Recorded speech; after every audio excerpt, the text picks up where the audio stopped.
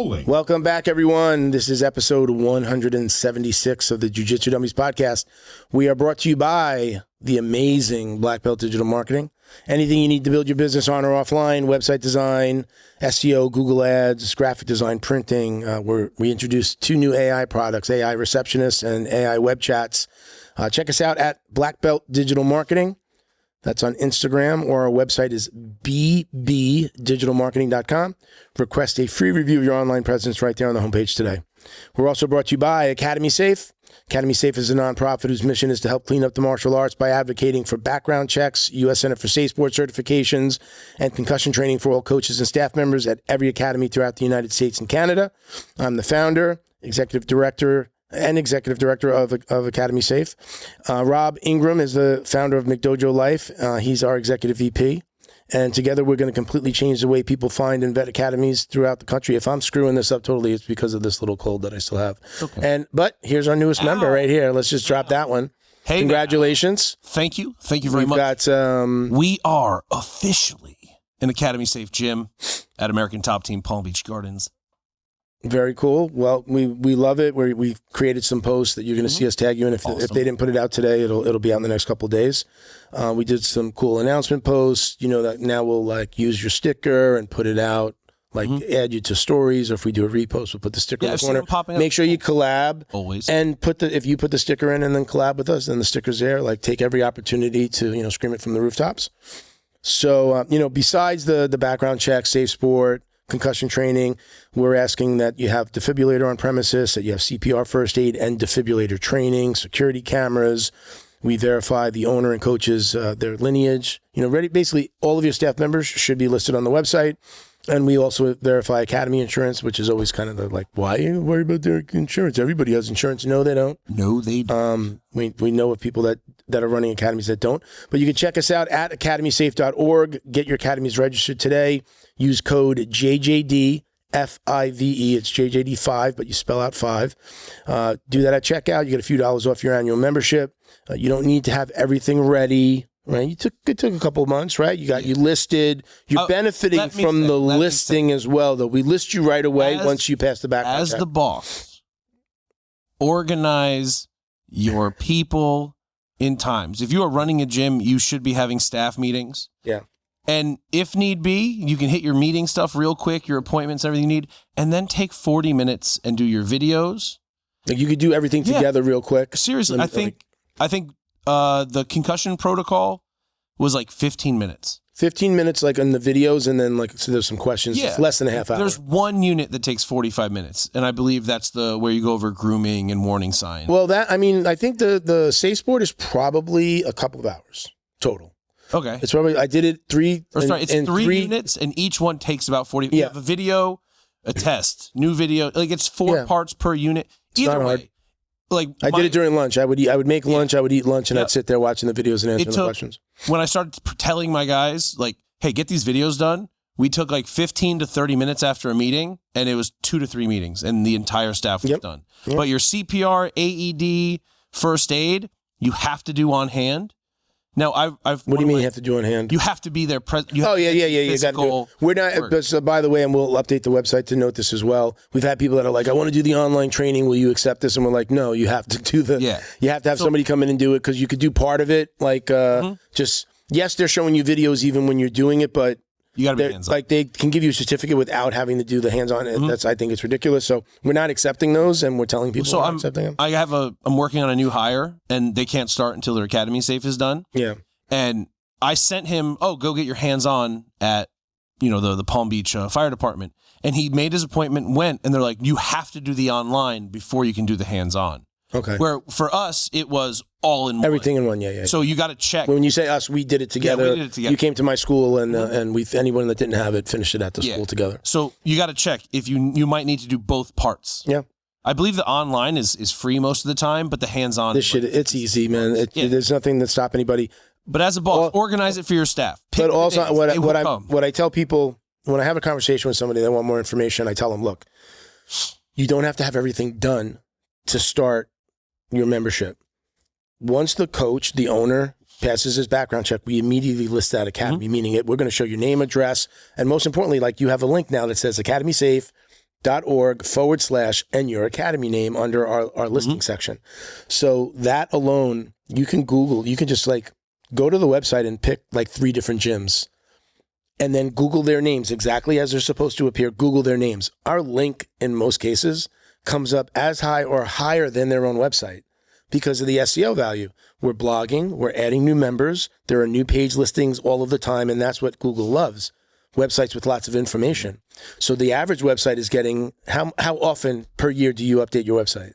I do a blog every 2 weeks. Okay. Other than that, not much. But the average person probably doesn't add anything other than maybe taking a coach off of, adding a coach or taking one off of their website. So the fact that we're blogging every single month, we're putting out articles like Rob did an article for Maya. So we posted that. We have another blog coming out. And then we had, we've gotten like 3 or 4 different schools that had multiple members. We have Uncle Kevin, the guy that does, he's part of that Tampa crew that works with that People Trendy. Shout out to People Trendy. He has 15 members that we're bringing on, and UCLA is starting to bring on. Oh, UCLA finally coming through? It's going to be about 30 coaches. That's awesome. So we got 15 from just Uncle Kev. We got 30.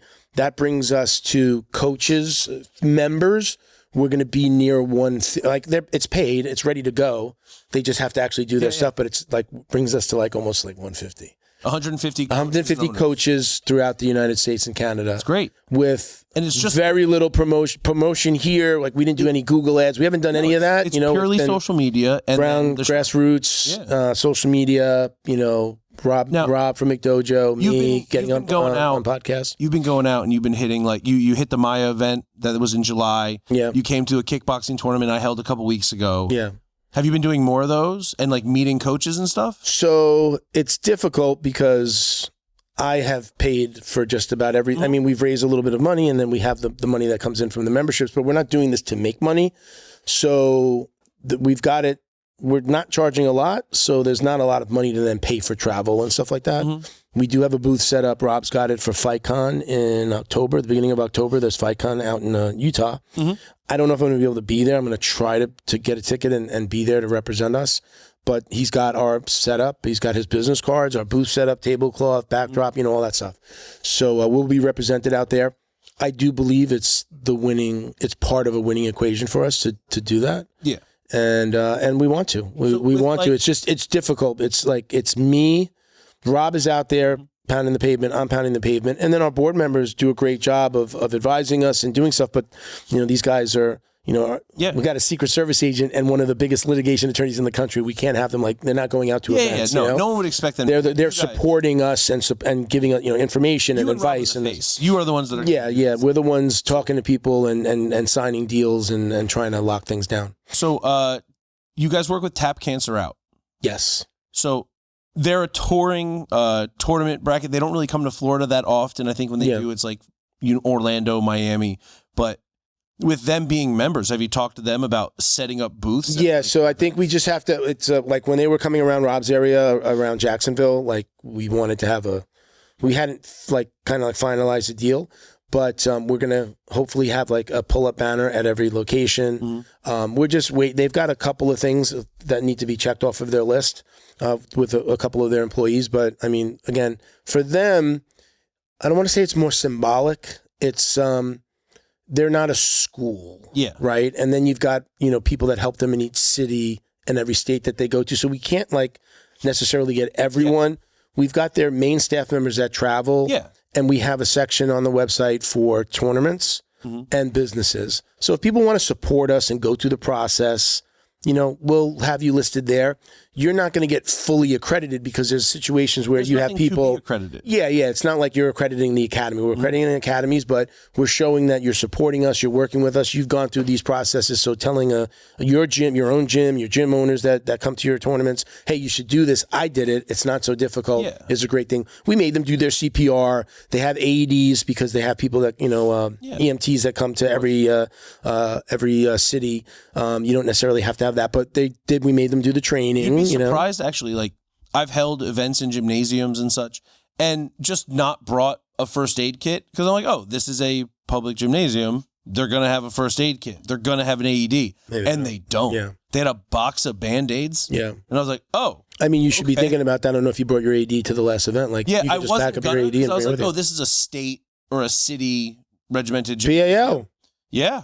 So I assumed they just have everything. Did they have one? We didn't look. I didn't even look for the AD. You know what? I feel like no, there was. I remember. I noticed it. I when I walked in, it was in that main corridor. Okay. I believe it was. I saw at least one. Yeah, it would on the walk to the bathroom from the event, from the gym to the bathroom. I'm starting to notice it places. I'm like, wait, there's no AD here. I look at it. Sometimes I wait a second to see if the little green light. Yeah. That shows that this is for me. It's charged. I'm just like, good job. You know, and I would like. So I go to new breed tournaments quite frequently.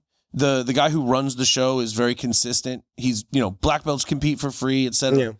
Man, they have tournaments in our area, in the Tri-County area regularly. Why not talk to them? Yeah. That's all local, and that's hundreds. Yeah. I mean, it's we have so many people that we're talking to that it's I call it controlled growth. Like, I'm not just trying to talk to every single person I get my hands on. Back up. I run, we do this. I run the marketing company, and then I'm running Academy Safe. So it's difficult. I'm on this week, except for today, I was probably Monday through Thursday on 5 hours of back-to-back video chats or calls. I don't do phone calls. We do video chats. Get the customer on the line, whatever. For black belt or for? Mostly black belt, but I had to push. We're working with an apparel company that's going to do something with Academy Safe. I had to push that one because it required, I had to do complete a letter of understanding that I got sick on last Sunday, and I just didn't have the time. Is a letter of understanding kind of like a letter of intent? Like, we are going to do business, and these. It's like a contract without having to sign. It's just like, hey, look, this is what we're doing. This is what you're doing. Handshake and a smile. Let's move forward. And if either of us wants to walk away, like, they're not investing any money in us, we're not investing any money in them. It's just like, hey, we're going to collab on something. So just like, hey, just make sure that we both know this is what I'm doing and you're doing, right? Thumbs up, great. Here, grab it. Yeah. Doesn't even necessarily require a signature, but we could sign off on it. I usually do that stuff digitally as well. Yeah. So, I had to push that till next week, but we'll get that done. But the UCLA thing was, we were waiting for school to start so that he had, these are my coaches that have been hired for this year, because it might change next year. So he just emailed us yesterday. He's like, I'm ready to get my coaches signed up. That's awesome. And so will they be listed as an academy? No. So the director, we set him up with his own, because he's got his own academy. I think he does a lot of stuff, like a lot of online stuff, but he runs, I believe it's about 30 different classes and programs. Mm-hmm. So not every class is a program, right? Mm-hmm. Maybe like after school kind of thing, but it's college. So they have about 30 different programs. So it could be like, I'm just off the top of my head, like the Jiu-Jitsu program, right? Then it's the Sambo, then it's the kickboxing, and then there's the Muay Thai one, right? There's just all of these different, programs. Each one of those will be listed as almost like it's its own academy. Okay. Because it's its own class. So and UCLA Judo, UCLA Boxing, UCLA. Cool. Yeah. And then we have him listed on his own academy. And I think he might have a couple of people that he's working with that he's going to sign up. But it's all happening. Look, at the end of the day, what I'm seeing as we're doing this is, I want everybody to have the accreditation sticker. We have tons of people who started the process that don't have an accreditation sticker yet because they're just like missing one or two things. Like, hey, I'm just waiting on my AD. And I tell them, when I talk to people, I say, don't wait. You're going to benefit from being on here. As long as you're passing the background check and the people that you're sending us are passing the background checks, we'll keep you listed. And again, when somebody searches for you, it's going to be like your website, Instagram, boom, Academy Safe, then, your BBB, all this stuff. How many hits are you guys getting a month?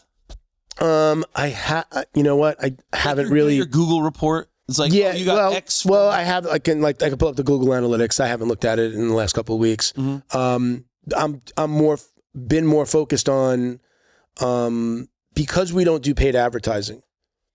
It's not, for me as a marketing guy, it's not as relevant as just how many actual conversions or new members are we getting.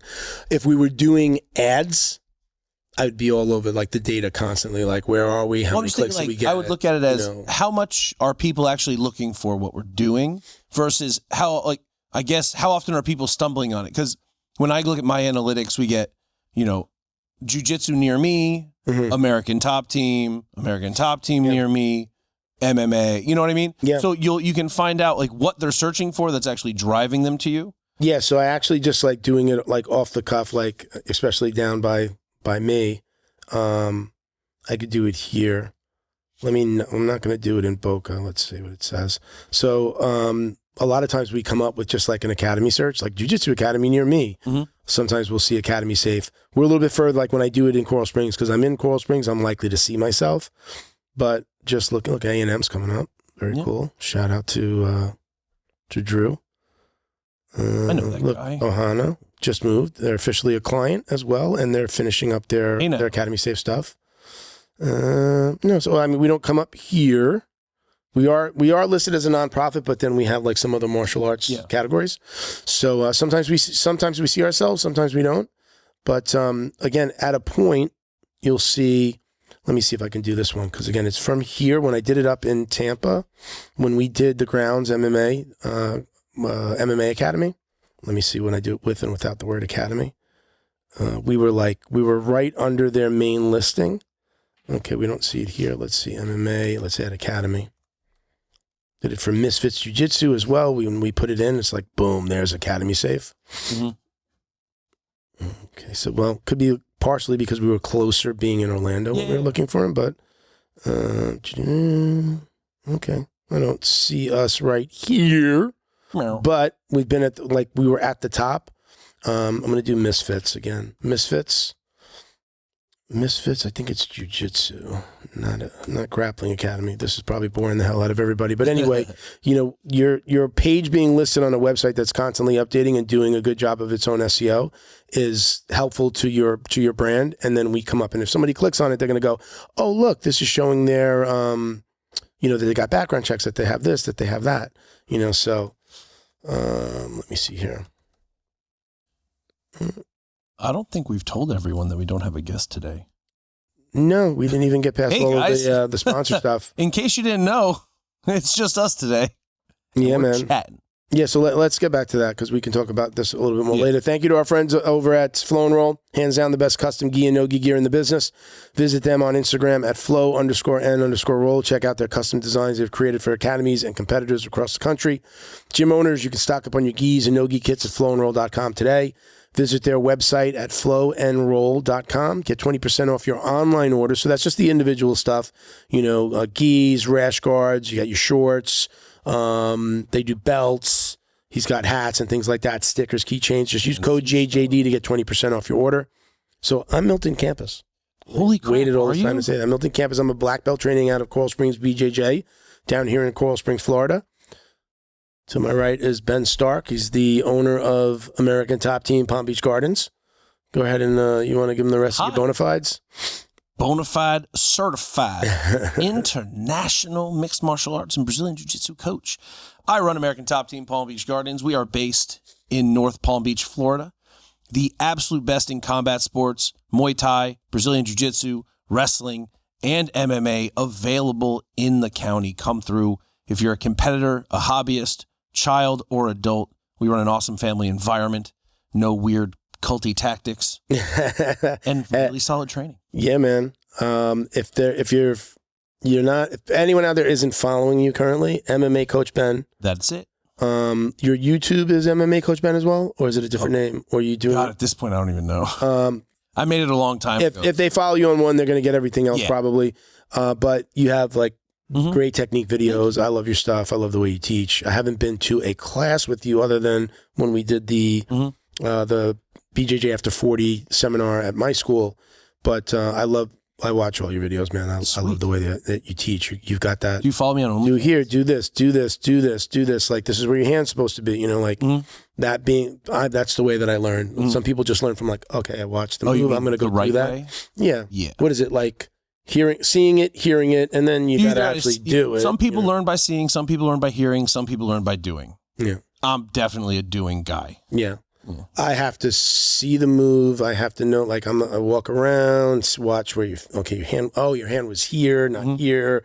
I'm looking at all of those things. And because that's how I learned. Some of my first coaches were like, "Me forte triangle, bro. You just trote leg, bam, triangle." And I'm like, okay. And then I met Dustin Dennis, aka Clean, and he's like, Stark, heel pressure, 45 degrees on the feet, move the hips, climb far side. I'm like, oh, this is my way. Who is that? Dustin Dennis. Not Are you familiar with them? Chop certified. Chop Master. No. Submitted Marcelo Garcia. Beat Jeff Munson twice. He's not the one that always has fights with everybody online. I'm thinking Dustin Dennis. No, that's Dylan Dennis. Dylan Dennis. What am I Dustin Dennis is this old school fucking monster. Okay. He was one of my early mentors, and even that was crazy. Dustin Dennis, like the name Dennis? Denes. They call him Clean. So he's a Silvera Brothers product. So the guys who eventually opened and started American Top Team. Clean? Yeah. He's a monster. I will. Yeah, that's him. I will send you an instructional of his. It's called the Superfly Heartstopper, and it displays his personality so well. Yeah. That's what is that? How once you watched him teach, you changed the way you taught? No, man. What happened was, so he was going to fight Akira Shoji. Akira Shoji is a Pride veteran. Okay. A heavyweight. Clean's a middleweight. They agreed to fight at 205 because Clean fought in Japan. He fought for Shudo. And that would have been a great win. It would put him in title contention, even though it's overseas. He starts eating 6 bulbs of garlic a day. He goes, "You might be bigger than me, but you're going to have to deal with me." And so he starts like sweating like garlic slime, and no one wants to train with him. But I'm just this young Padawan. And I'm like, I'm a nice guy. All my coaches have been nice guys. I need to be around like a dickhead. I need to be around someone who's mean. Yeah. You know? And I was at a weigh-in, and I'm wearing a shirt that says Pojadas Fight Gear. And he walks up to me and he goes, "Do you even know what Pojadas means?" And I'm like, "A beating." And he goes, "A brutal beating." And I go, "Yeah." And he goes, "Sure." Pojada? Or yeah, like Pojada. Like with an S. With an S? He's like, "It's a brutal beating." And I'm like, "Yeah.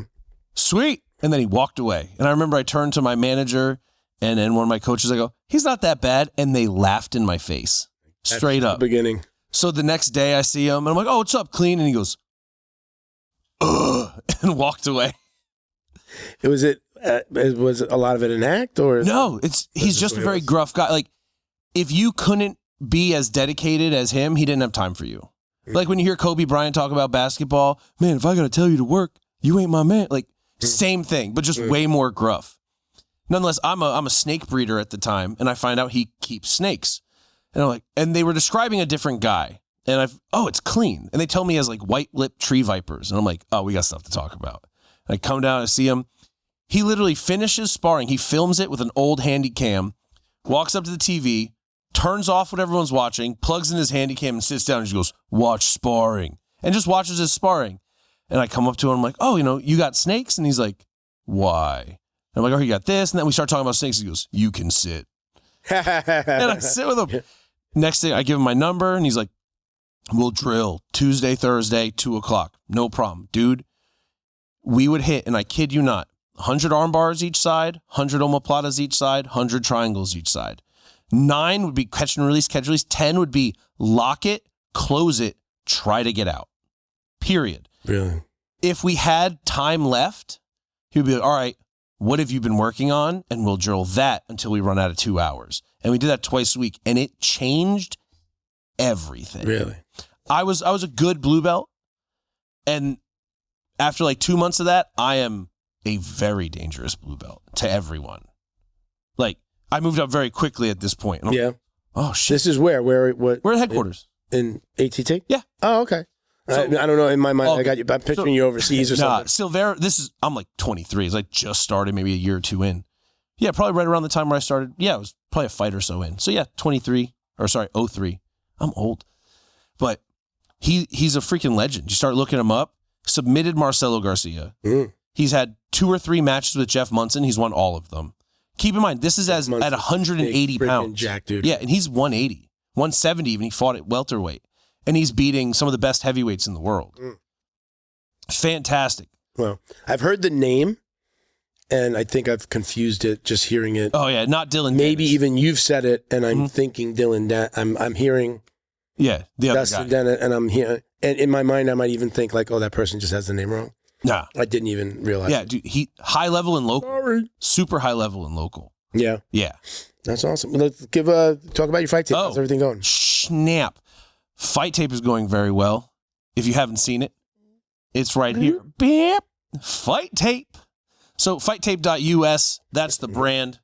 We are the... You can't see it, so it doesn't matter. It doesn't matter. We are the premier in at least locally sourced gauze and tape. Where you going, Danny? That's right, baby. So we produce gauze and tape for combat sports, hand wrap, ankle wrap, finger tape, etc.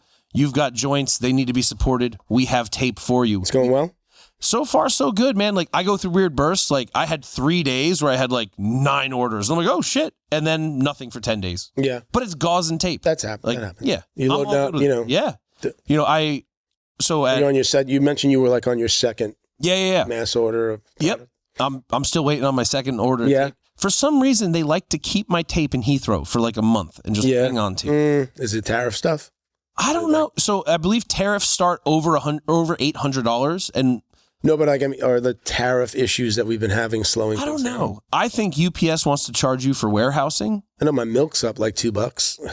Oh God, the devil! Like a half gallon, like the paper carton of like grass. I buy everything fed. at Costco. I get grass fed organic milk. Went from like high 4s, low 5s to $7. That's how I know you're an empty nester. You buy fancy milk. Yeah, I want to stay alive. Ha ha ha ha! Stay alive. I need to stay alive. Let me know. Are you a skim milk guy? I do. I'm on Publix organic, 2%. If I can't find the grass fed, or if it's just too ridiculously expensive, because it's like right at like 4. It's under $5. Under $5 pretty nuts. for the what is that? Is that a half? They look even smaller now, so it's not even so like it's not a half gallon. What is that? What size is that? Just it's like old paper carton. It's of just milk. short of 2 pints now. So like, yeah, it's nuts. A half gallon is like 4 ounces shot. But I'll do like what is it called? Like Horizon something or other is the one that's the lowest. Walmart usually has it, but grass fed, I get it 2%. I did the whole milk. There's another one. I forget what the other one. There's like a bigger brand, and I'll do the whole milk, grass fed whole milk. Just so if I'm no matter what I'm eating, if good or bad, like I want the healthiest version. I mean, even if I get ice cream, I'm trying to like let me go to Whole Foods and get something that's good. Have you purchased a Ninja Creamy? No, I don't even know what that is. Oh my! Did you just get it because it says Ninja? No. So Ninja makes like Vitamix level blenders. Did we finish Fight Tape? I guess, yeah. Yeah, we're good. Well, tell them where they can find you. Fighttape.us. Buy my gauze and tape. I just corrected what I did. I just corrected the Instagram. The tags I had for like when I post, I have them saved, and I had Fight Tape US, not .us. So the Instagram is fighttape.us. Yes. And then the Instagram. What did I say? The website is .us and the Instagram is .us. I wanted it to be the same. Excuse me, everybody. I'm heavily medicated right now just to keep the note. I feel good, but I took a lot of medicine in the car. Oh shit. That's marijuana. No, not at all. I took a lot of Tylenol PM just to make sure that that's worse than not Tylenol PM, regular Tylenol. See, I'm messy. Speaking of Fight Tape, if you use promo code JJD, you will get 10% off your purchase at fighttape.us. So believe it or not, we're still at the end of the intro, and that's don't forget to like, comment, save, share, and click the subscribe button. We appreciate all your support. Welcome to So we were actually supposed to have Marcelo Cohen on today. He got sick. Everybody's getting sick with. He says he has the flu. I think I just got a cold. I don't think I had the flu. A lot of people it's going through. Yeah, everybody's. And it lasts a week or two for everyone, and they're like, "I'm back." Yeah, it's pretty much everyone's. No matter like everybody I talk to in every part of the country, I have clients all over the place. So everyone, you know what it is? What? It's back. COVID? What's that? The vid? What? What? I hope not. No. I hope not. This time it's bovine horse fly flu. Jesus, please don't. Are you? Is it? No, you're.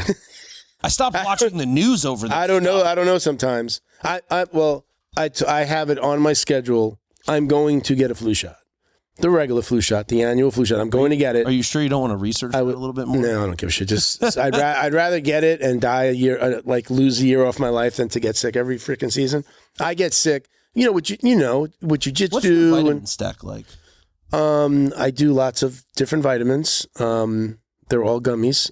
I'm actually going to be getting a creatine gummies. Are you taking the D3? I do D3 and a multivitamin gummy. How much D3 are you doing?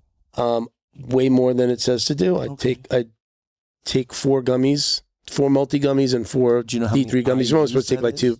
Why are you taking only? You just like I literally picked up. It's in the car. I picked This is up. like your candy fix. You're just like, yes, I can get my it is. gummies. No, it and my really, it really vitamins. is that. Since I have a sweet tooth, it gives me the opportunity to feel like I'm having candy. They really are sweet. I've also gotten the like sugar-free ones in the past, like at BJ's. BJ's, you know, the big box store. I don't know if that's everywhere in the country. So, when I think BJ's, I don't box store.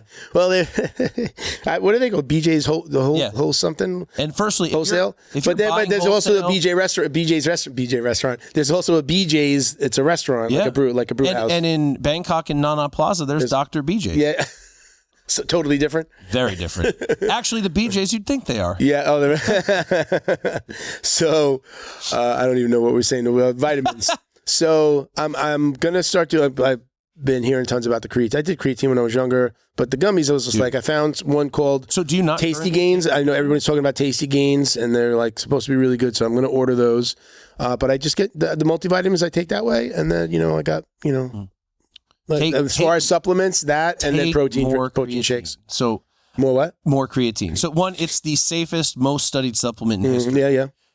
They're finding that forget muscle gains, forget water retention, the brain benefits of taking creatine. 5 grams a day is like a good minimum level lots of brain fog. For bodybuilding and shit. Fog. Really? The test didn't clear that up for you? No. Like the whole, I'm not joking around when I know it. I know the person's name in my head, and I'm like, what's their name? I should know this.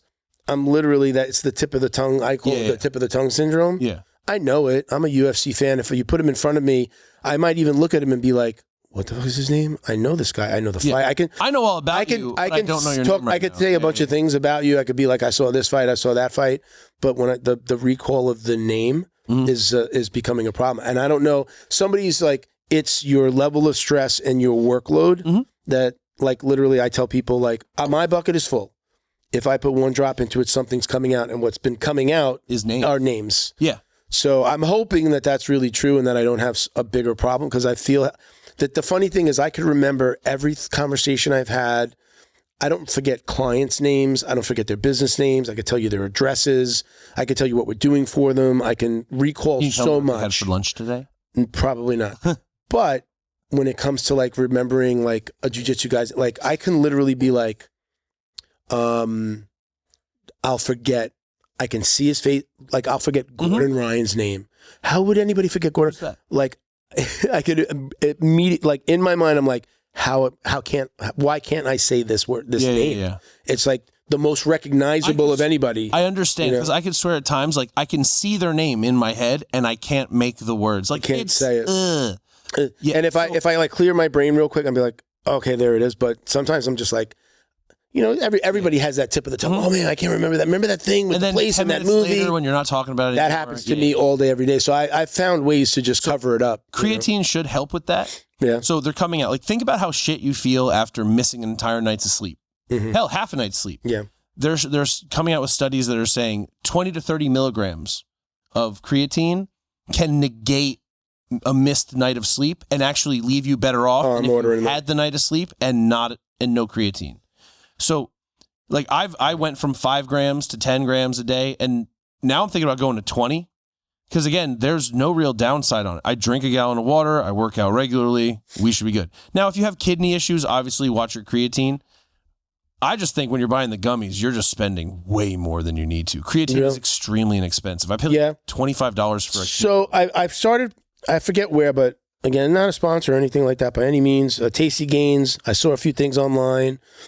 Once you start following them, then you see them everywhere. So I guess it kind of in my mind, I'm sold. I'm like, oh, wow, it's everywhere. Yeah. But I did a couple of their videos. They talk about what would be the word, when they submit them to be analyzed. So you can find out a good website would show the percentages that they have of the things that make up their powder, their gummy, their this, their that.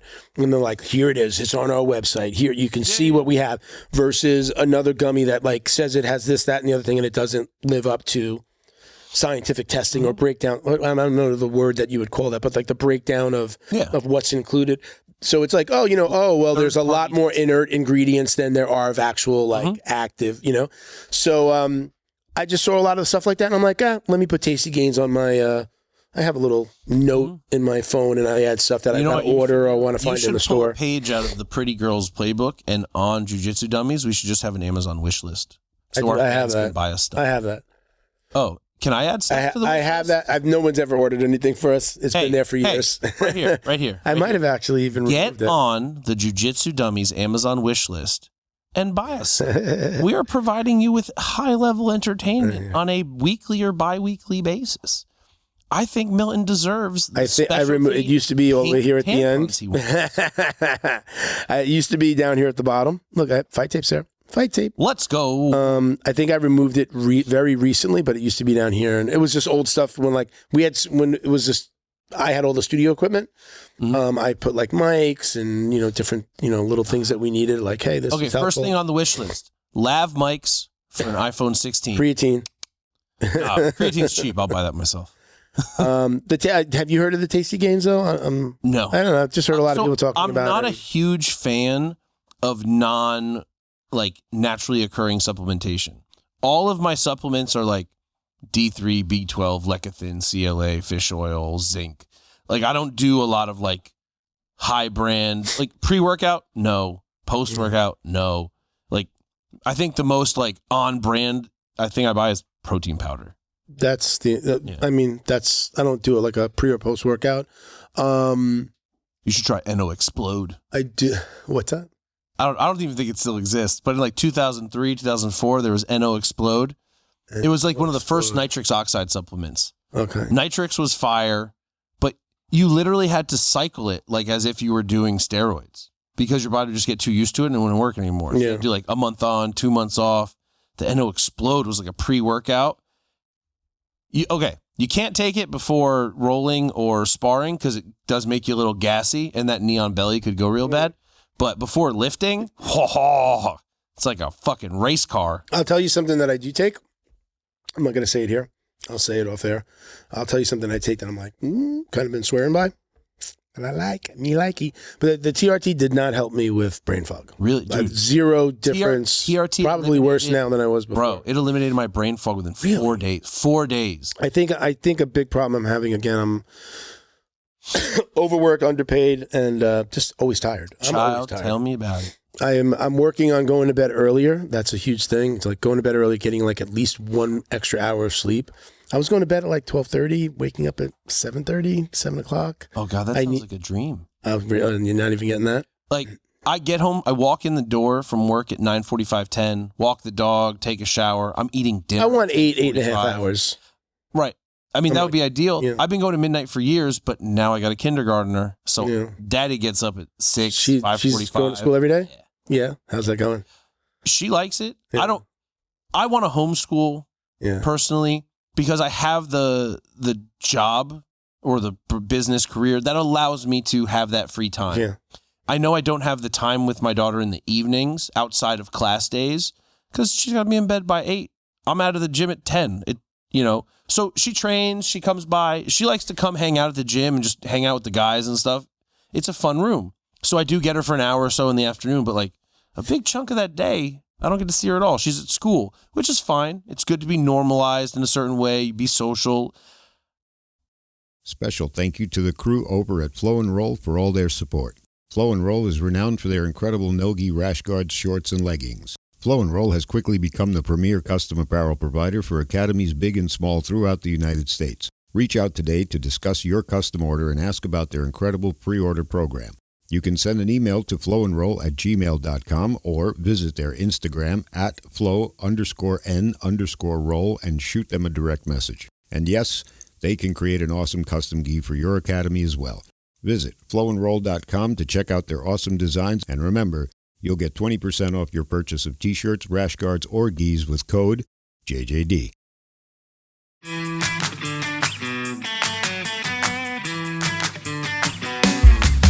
Is your business getting lost online? Black Belt Digital Marketing is a full-service digital marketing agency that helps you get found, get leads, and grow. We specialize in local and website SEO, so your business stands out when customers search. Our website SEO makes sure your site loads fast, ranks high, and stays ahead of AI-driven search, so customers find you first. More visibility, more clicks. More customers right when they're ready to buy. Grow your business online with Black Belt Digital Marketing. Visit bbdigitalmarketing.com or call 9542-204932 today. Personally, I know Florida doesn't pay very well for teachers, so I'm going, I wouldn't work for the money they're offering. Why do I want the person shaping my daughter's mind to be working at such a low value? You know, starting pay in Florida is like $27,000. Like that, the person that is shaping the mind of the future barely getting paid only makes worse than minimum probably wage. super unhappy at the job. I want my daughter's teacher to make $150,000 a year and be worth every penny of it. Yeah. You know? So I had this big plan, which is just like huge wheels that I probably won't be able to get moving by myself. But like, I want to put a homeschool program in my gym. You mentioned that. I thought that's where you were going before. I would love to. Like, the problem is, you got to have some guarantees, right? I got to bring a teacher in. And most likely, you need computers, you need stations, you need desks, you need chairs. Not really. If you're going to doing it, are you talking about doing it as a program where people are coming in? So you can set up a bunch of ways. Like if you go, hey, sign your kid up for internet school, we will house them, host them, help them, tutors and support. And then do you believe that helps with the martial arts program? It would be its own separate thing. So I'd look at it like this. This is where I go back to listening to Chris Rodriguez going, chase 2 rabbits, catch none. So it would be overlapping.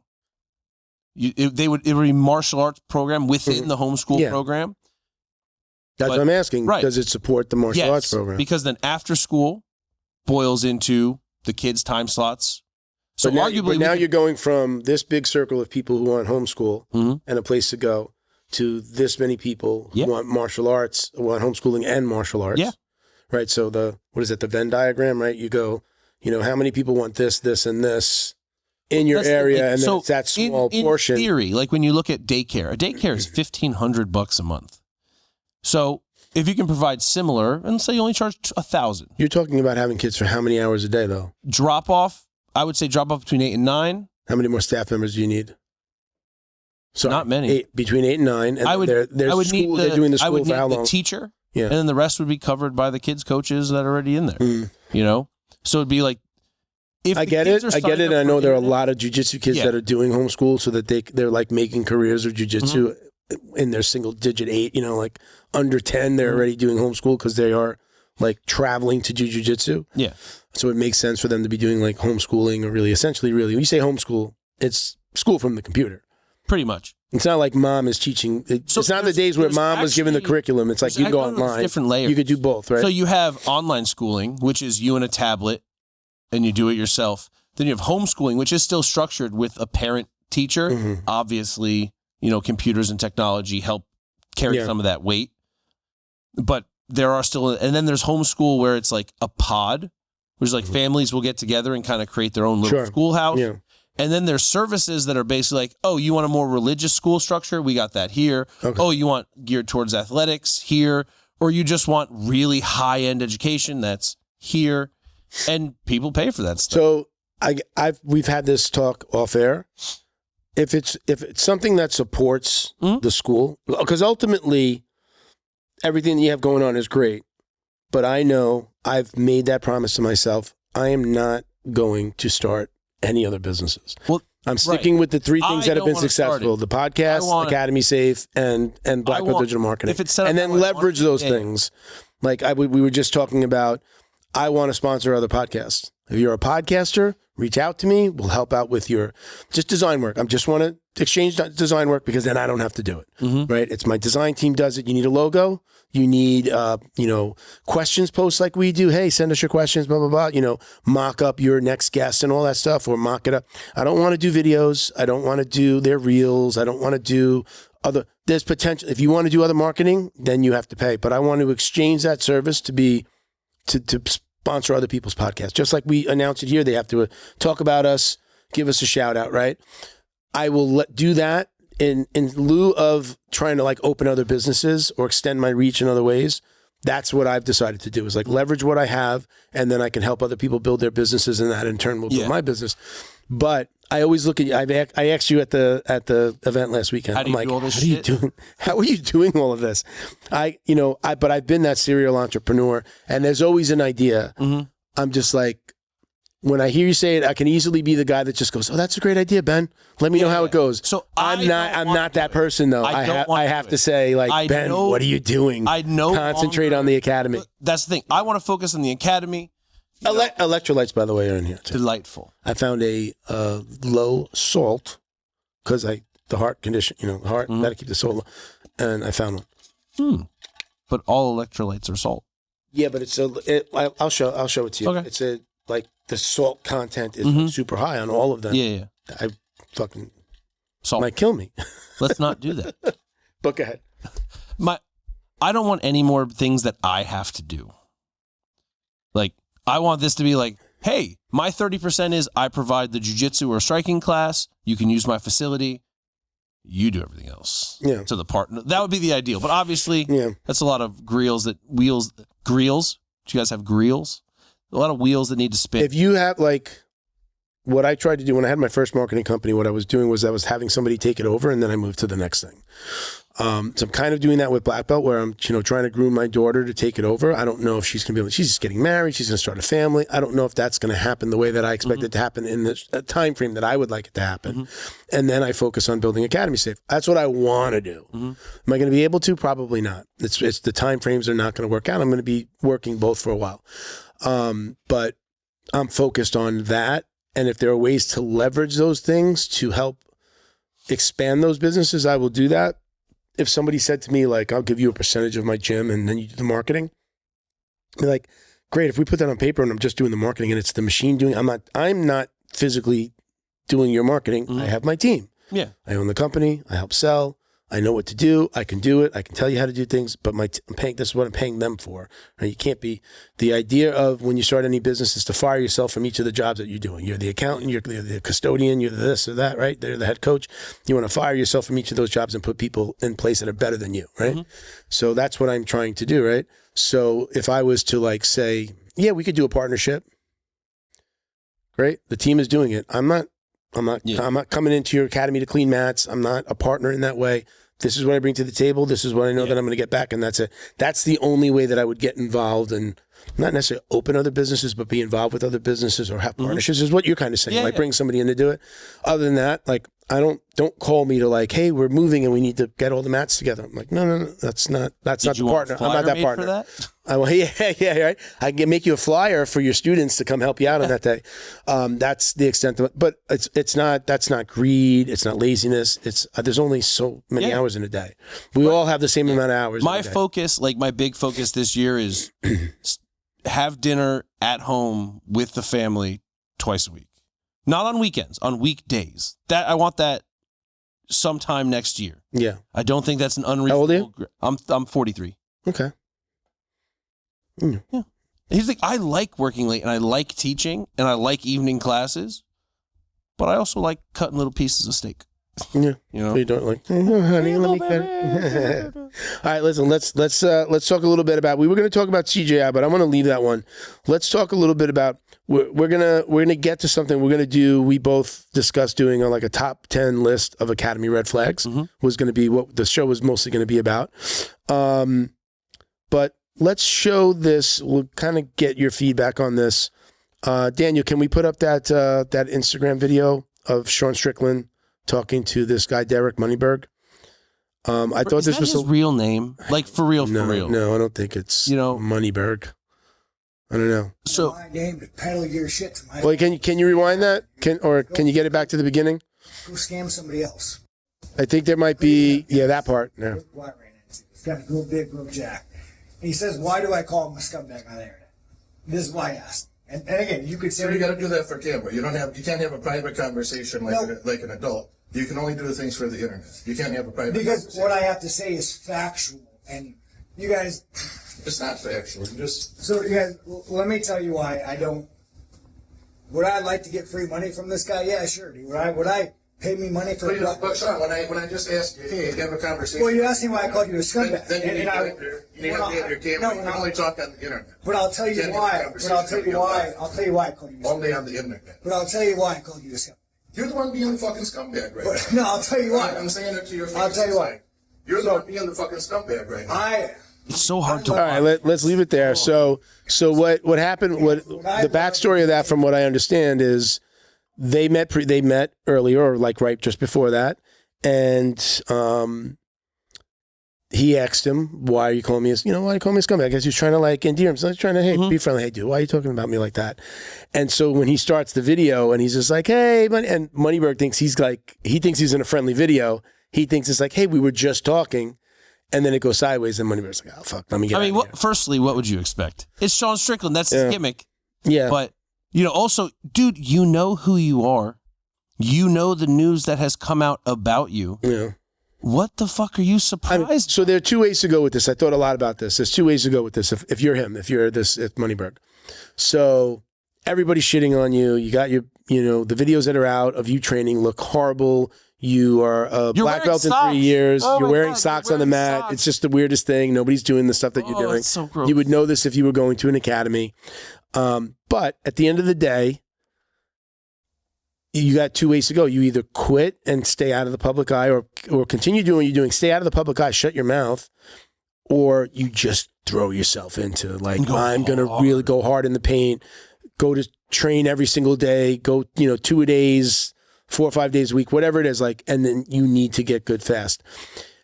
Not defending him by any means, but I also, when they show a video of him looking like an idiot while he's rolling, I don't understand how long ago that was. Like, when is that? Was that year one? Was that year 3?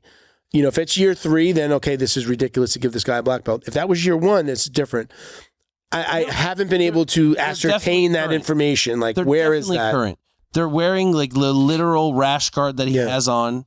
Mikey looks like Mikey. Gordon is current Gordon. Okay, so he's probably didn't have his rash guards, year 1. But but even it's not white hair Gordon. It's not super jacked Gordon. It's modern era Gordon. So maybe it's 6 months ago, but it's okay. No, all right. Era. So again, I'm not defending. I'm not defending him, but I haven't seen anything, and I haven't investigated it that far to be like, when was that video? When was that taken? The one with him putting like Mikey Musumeci in a crucifix, like where he, bro, it was. I don't even know what that was. Cause even a bad white belt does that better than he did, dude. I got a bad back, and there's certain things I can't do, but Jesus. Look, I am not Gordon Ryan. I'm not Mikey Musumeci or Jake Shields, and I'm sure all of them would kick my ass. Let me just put that right up front. I am not a 1%er. But from what I saw in those clips, that guy wouldn't have a blue belt. Yeah. He can't move his hips without literally putting his hand down. Like, dude. Yeah. Come on. So, fast forward, Moneyberg posted and invited Gordon to collab. He posted a conversation he was having with Craig Jones from CJI conversation, pre-CJI 3, where he was asking Moneyberg to have a fight. Like, hey, come, let's fight. Let's have a grappling match. And he's like, I'm not going to be in the country. I'm going to be in Germany, blah, blah, blah. Oh, I read that yesterday. But it also says something like at a point where he's just like, don't worry. Like, I'll Craig lose. jokingly saying, I'll throw the fight, you know? And which I don't think he would ever actually do. But I think he would be hard pressed to throw it. Moneyberg would be like a legend if he actually looked good and then beat him. Like, I think he's so bad that Craig Jones wouldn't be able to throw the match. Yeah. It would be like so obvious. Like the phantom punch, Oh no! Like the phantom punch came this way, and you're like, like you knock yourself out. Yeah. Or he'd jump guard and knock himself out. Jump, do. I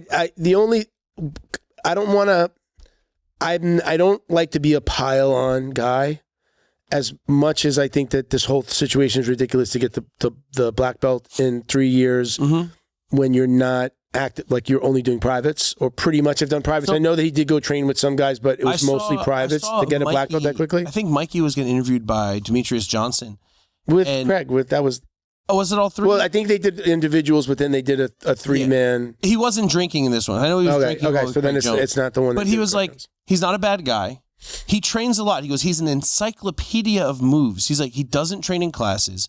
He doesn't even really roll live that often, but he learns moves and he likes to kind of data bank them. So he's like, we'll be going over, say, a triangle, and he'll be like, oh, I see your setup. Now, let's compare it to, like, this is how Hoist Gracie sets it up. He uses this grip as opposed to this. Okay. And that. And apparently he's very, very educated on, like, the details over the physical application. Okay. And look, I've done that where I've looked at a move or studied a move online and be like, oh, I really want to do that. And then I go to the class and I'm like, I look like an idiot the first couple of times. And that's why we drill, right? So I get that. I was saying, like, I don't want to pile on. But But I want to go viral. I want to have the information of, I need to know when I'm seeing a video of him rolling looking like an idiot, what's the date stamp on that? It's basically what I'm saying. Yeah. We don't have that. There's no videos with the dates on it yet. Nobody's saying like, yeah, this was yesterday, or here live roll, like I just got done rolling. Do you wonder I haven't why? seen that. Well, yeah, I mean, yeah, but even at any, hey, I'll put this. If that's at year 3, then it's even more ridiculous. If Moneyberg wants a more believable win, I'll have a match with him. Would you make yourself available? Look, you're an accomplished coach. Yeah. You were on The Ultimate Fighter. Yeah. For 45 seconds. 45 for a short amount of time. But you were on, Yeah. You were on TV. We're both you have great jiu-jitsu. You have your lineage is like kind of flows through American Top Team, right? You have a stand-up game. I think he's doing a little stand-up too. If he called you and said, "Hey, come on through," and Moneyberg, you would go just for the opportunity, for sure. Yeah. You'd bring your video guy too, right? You'd be like, "Hey, can I?" I'm sure there has to be something that he makes you sign about. Okay, cool. Yeah. Well, I mean, whatever. Would you take the money? Now he's got his black belt. You go and train. I didn't promote. I would do it for free, just out of curiosity. I would do it for free for the content. I would do it for free just to get. Yeah, I mean, you'd probably blow up on content alone, but just to get like, I need these questions answered. Again, time frame and what does he look like? You are. He does need to like kind of air his piece out, and what better platform to say your piece than the Jiu-Jitsu Dummies podcast, guys. We can have Mr. Moneyberg right here. He can sit in the center seat. I'll keep it warm for him till he gets here. He can take the center seat and we can just chat. No one's really attacking him. Like, if anyone should be attacked, shouldn't it be the guys who gave him the belt? Yeah, but I mean, like, doesn't your mind go? Doesn't this lead to a place where you're thinking about who started the conversation about the black belt? Hey, man, I paid you this much. Don't you think I should get my blue, brown, blue, purple, brown? Now, I didn't see this guy getting belt promotions. Yeah. All of us, we just hear about this guy. I haven't seen one picture, one video of the blue belt promotion, this promotion, that promotion. We just went right to black belt. I don't know if any of that stuff has happened. How wealthy is he? Apparently he's wealthy, but also Sean Strickland is calling him a scam artist. If you look up some of the Moneyberg videos on YouTube, and there are a lot of people who say this guy is just like taking people's money. He's giving them advice. Like Andrew Tate style? Like scheme? I watched one video where it was really interesting. He makes you do I think after your third, you have to get on chats with him.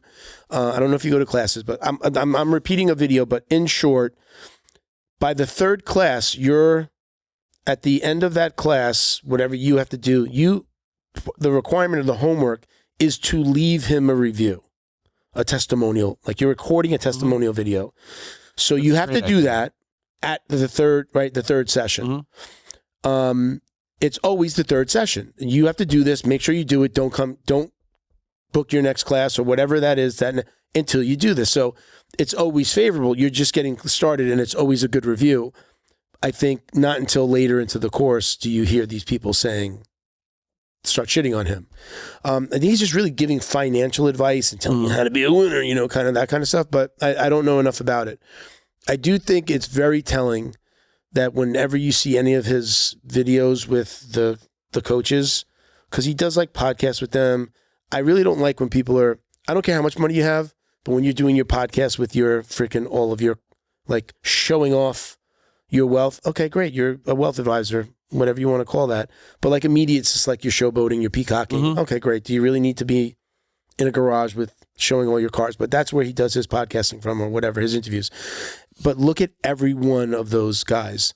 They're sitting there like staring at the camera while he's talking. There's no, again, the stuff that I've seen, there's not a lot of interaction. And it's very much like these guys look like deers in headlights. And in my mind, I'm looking at them going, they're regretting being there, but they know, I got to sit here because I just took this money. Look, man, if you're giving me 4+ zeros for a chat, we're going to have a fun chat. We're going to talk about all sorts of crazy shit. Yeah. I'll tell you secrets. Yeah. Not big ones, but I'll say something. I'll embarrass myself a little bit. I'll be a great chat. If you're like Gordon Ryan is charging $1,200 for a 1-hour private in the morning and $2,000 for a 1-hour private in the afternoon. He's not showing up for $500. You know what I mean? There has to be a substantial amount of money switching hands here. And I would say in the jiu-jitsu space, he might be the only guy who you could expect to go, nah, man, I don't need $5,000. He's making $500,000 a quarter on instructionals. What do you think these guys are getting? I don't know, but it would have to be more than they get for a match, or at least the same.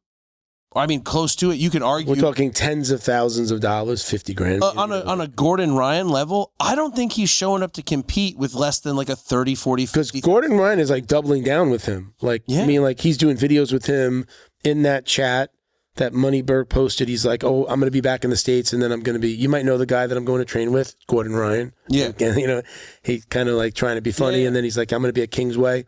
I mean, he's going, respect to, I'm not talking about the financial side of stuff, but to get attacked like he's getting attacked and not to go curl up in a corner and be like, fuck jiu-jitsu.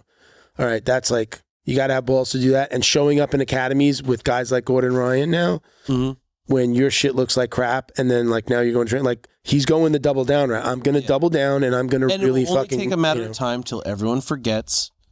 And then they're like, yo, this is like Gordon Ryan's dude. He must be good. And, because there'll be one day that this guy will be good and probably be deserving of that black belt. But again, I don't think, he doesn't feel like the type of guy that's just going to quit. No. But if anything else, so like we got to think, he is making his money via financial advice, online coaching, right? All he is getting is massive amounts of FaceTime. Yeah. Articles. And hey, your jiu-jitsu sucks. Hey, the best jiu-jitsu player ever says it's legit. And when people forget that he came up in this controversy, he's probably going to get a huge spike. Yeah. This is most likely his marketing budget put into the jiu-jitsu niche in a way. So one of the things that I thought about, because so many people are calling him a scam artist, I'm like, this just opened him up to like getting investigated. Somebody's going to investigate him. Somebody's going to look into this, because like in Florida, you have the FDLE. You can like report things to the FDLE, right? That's like the Florida's version, like the state version of our FBI, right? In Florida. That's usually where you would start. Some type of, like Florida Department of Labor and something. Well, FDLE? Yeah. Florida? No, it's not. It's not labor. FDLE. Law enforcement. Florida Department of Law Enforcement. Okay. I believe. So that it'll start there. So it's like, again, it's like our version of the FBI. So like they're going to investigate crimes. So wherever he is, somebody's going to report him to the state. Somebody's got to be seeing this. We've got jiu-jitsu practitioners who are, look, we got freaking, Secret Service agent on the board. There are people in law enforcement that are seeing this, and somebody eventually is going to be like, has anybody looked into this guy? We're seeing all these complaints about getting scammed. And now he's out there kind of like, puffing his chest like, fuck you, I got all this money. That never works out well. If you're like that much, sunlight's the best disinfectant, you've got a lot of sunlight on you. So forget about the jiu-jitsu side of things.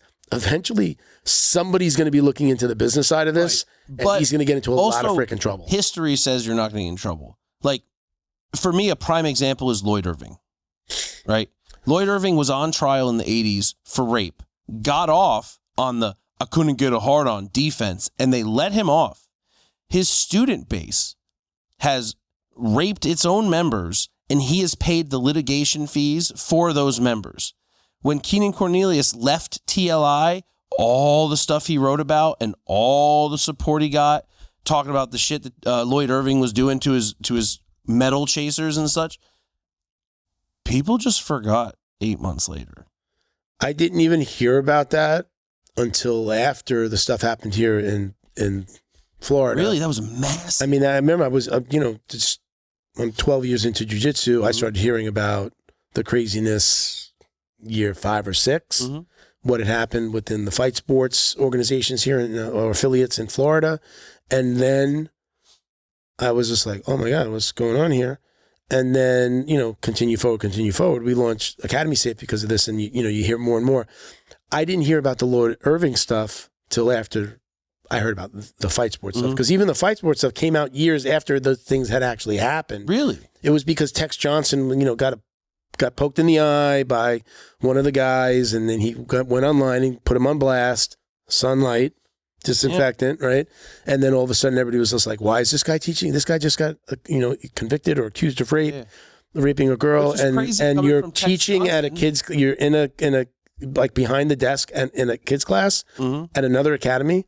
You're not supposed to be around kids. Yeah. And then all of a sudden, both guys that got accused of things here in Florida are gone. It's crazy that a guy who has his own accusations is slinging similar accusations. I'm who? Tex Johnson. Oh, does he have accusations as well? Oh, I don't know. And he's in Palm Beach, if I remember correctly. Oh, I don't. He's usually back in. I think he's in New York again. Okay, I think. Last video after the whole breakdown at the airport, you saw that video, right? Who? Tex Johnson? I know on the airplane thing. Other than he's apparently has a very fiery temper, and he's been accused of some nasty shit. That's literally all I know about. No, he had they wound up wheeling him out of the airport on a gurney. He's screaming and yelling. He was screaming and yelling. He got thrown off of a plane, screaming and yelling at the stewardesses and stuff. Crazy stuff, or like, bitches, I hate you. I forget what they were telling. I think they were telling, I don't know, something about his bag was, one of these things. They got him on video yelling at these stewardesses, and then the next thing you see him, police have him on a gurney. Hey. I think, handcuffed to the gurney, rolling him out. And it was you can't craziness. Fuck around on planes, guys. They will get you immediately. Yeah, I don't know what's happened with that. I don't know if he got charged, if he's got to go to court. But after that, the one of the video, he's just been, he does his videos and he walks around, does a lot of stuff with food. Does a lot of his Instagram's a lot about food. And then he was just walking around New York City and doing one of his videos, and that was it. But I'm sure that didn't just go away. Yeah. Because they're big fines if you disturb. Get taken off a plane by the cops, you're getting a felony. Yeah. It's the FAA is a whole different thing. Yeah. Immediately it's federal. Yeah. You're on a plane. All right, we've given Moneyberg enough time. So I don't know that we're going to be able to get through we'd have to go through our red flags. I can go through my list. You can go through your list. We can talk about these real quick. We'll save the no-gi versus no is one of my on my list. We were going to talk about no-gi versus gi, which one's more realistic. It's actually on my list here. So I'm going to start. I didn't put these in any particular order, but why don't I give one and you give one? Anything. You have a top 10 list and I have I have a top 11 list. I actually have 11 as well. Okay. So we'll give them a bonus list. So let's go through them. We've got less than a half hour, so we don't want to go too deep into each one of them. Probably the one that I'd like to go into is the gi versus no gi, though. Okay, let's do it. So number one, my red flag, not enough black belts or even higher colored belts on the mats at a gym. Now, I said academy because you have a martial art, you have an MMA academy, so you can factor that in as well. I'm a jiu-jitsu guy, so in my mind, when I walk into jiu-jitsu academy, there are no black belts or colored belts on the mat, on a Monday, when that's usually schools are the busiest, everybody's coming off the weekend. I'm like, what's going on here? Especially if they're not a new gym. Yeah. If it's an older gym, where are your seasoned, jiu-jitsu players? Go ahead. That's my number one. Okay. My number one is bad hygiene. If you walk in and you got hair tumbleweeds and it smells like mildew or mold, and the guys in white gis got brown spots on them and no one's saying anything. No, sir. Look, it's very easy. If you walk in and people are off the mat barefooted, that's not the place for me.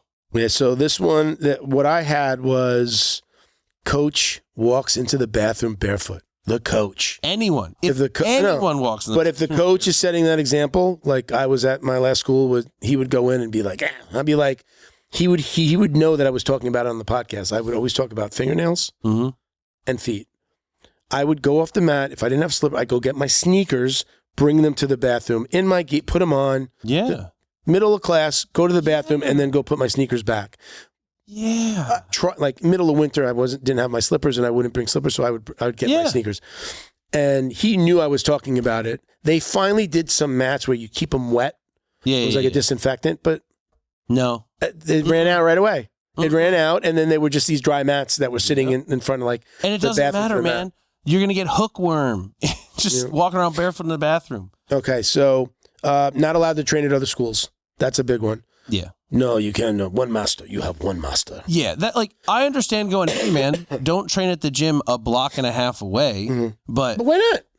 I don't know, just weird. I would assume like the concern of the coach would be this is close enough to actually be a threat. In what way?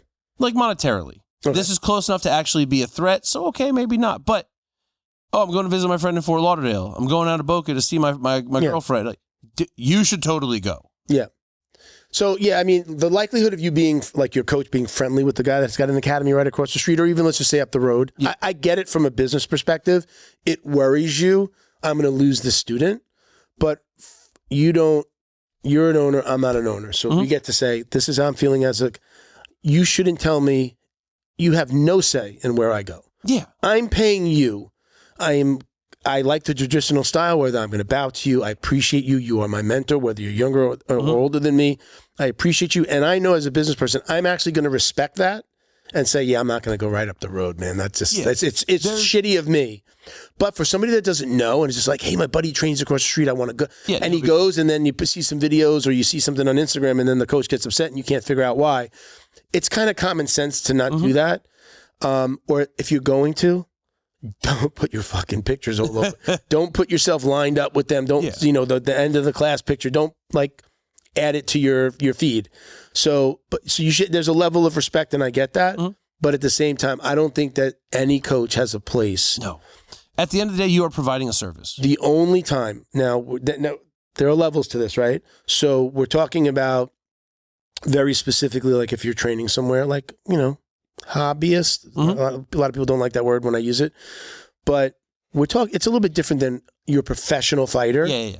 And you're not going to go to the gym of like a main competitor. Like I know there was like that rift between like Blackzilians and AT&T, American Top Team. And they even did the UFC. They did an Ultimate Fighter with them. Like, there's levels. So I'm talking more about like the hobbyist level. I just would have enough. I'd be self-aware enough that I'm not going to just go to your main competitor because it's really shitty of me. That's more. I'll go when I'm out of state or I travel. Just for the record, other than going to Drew's Academy because he was, he was somebody local and I had trained with him in my first school. I never traveled. I never traveled anywhere with my gi. My ex-wife frowned upon me like going to too much jiu-jitsu. Like my time with her was my time with her. So just wasn't in those situations, but I didn't, I've been to 3 schools. I'm in my 3rd school after I got my black belt.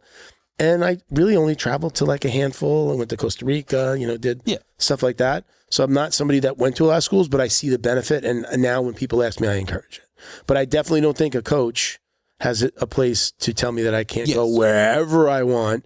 So unless it was at a higher level. A lot of that will be based on your closeness to the coach.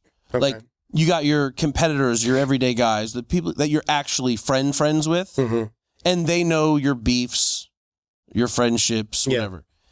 Like I got 2 schools that I'm like, if you're friends with me, you don't train with those people. And that's my personal beef. Whether you want to take that up on your own, that's on you. But I would take it as a slight, but beyond that, no. I send my guys around to places to train. It's smart. Traveling and stuff. Yeah, it's great. Yeah. I don't like gyms that charge for belts.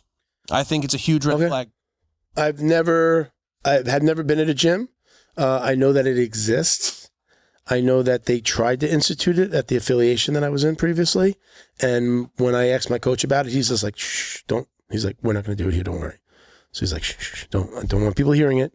because it was like a rumor, and then I saw something online, and then there was a rift between other schools and the affiliate owner, and it never happened. Mm-hmm. But kind of feel like my membership's enough. My monthly should be enough. Let's say on average for the $20 or less belt. If we make the math easy, and you're paying $100 a month, and you're getting graded on a traditional scale, which would be your blue belt in about a year and a half to 2 years. In 2 years, you've paid $2,400 in dues at $100 a month. A good belt costs $750. Can I $7.50. Yeah. Can I afford $7.50 for your belt and 75 cents for a tinfoil certificate that I print? So the thinking is so we understand that that stuff is cheap. What is the thinking behind that for the schools that do charge? What are they saying that's for? Like your promotion. So there's some schools, like I had a buddy who, to get his black belt, he paid $500. And I'm like, what do you get? And he goes, oh, well, all the black belts get a black kimono from this company. I was like, dude, I buy kimonos. If they have a brand deal, he's not paying more than $50 a kimono. And I know that brand. What else? He's not. Certificate, belt, You get a certificate, a belt, and the gi. And I'm like, okay. Now, what else? I have other friends. IBJJF registration? You're covering it for me? No. I have other friends that when they do their promotion, they do charge $40 or $50. But when the promotion's over, there's a barbecue and a DJ and a tent and a bounce. Okay. And that I don't mind because you're making an event. Yeah. Cool. I still think $50 is too much. I'm not going to pay $50. My last two gyms did, what do they call it? Like potluck kind of, but like everybody bringing snacks and you bring the waters and I'm going to bring the sodas and I'm going to, like that. I think that's ridiculous. I don't know where that came from. Is it a money? Now, TMA stuff. I don't want to shit on anybody. I love Maya. I had a great time at Maya. I want to do stuff with Maya. Do they pitch charging for belt promotions? I think it's something that's very normal in traditional martial arts. I rallied against it immediately. My very first coach, I was about 6 months in. I was good. I was a competitor. I was submitting guys. I was winning stuff. And we're about 6 months in. And I remember hearing him just like complaining that he wasn't making a lot of money. And then 2 weeks later, he's like, you're ready for your blue belt. And I'm like, shouldn't I have like another year? And then he's like, well, you did this, you did this, you did this. And I'm like, okay, those are true. Cool. And this was a green belt. So like second tier, I'm 3 months in. And that was $50. And I'm like, okay. And then another 3 months, so I'm 6 months in, he was talking to me about my blue belt. And he's like, this is $150. And I go, I will never pay you $150 for this belt. He's like, what do you mean? I'm like, I will never pay you for it. I was like, my goal is not jiu-jitsu. My goal is MMA. So if I'm the baddest white belt in the fucking world, I'm cool with it.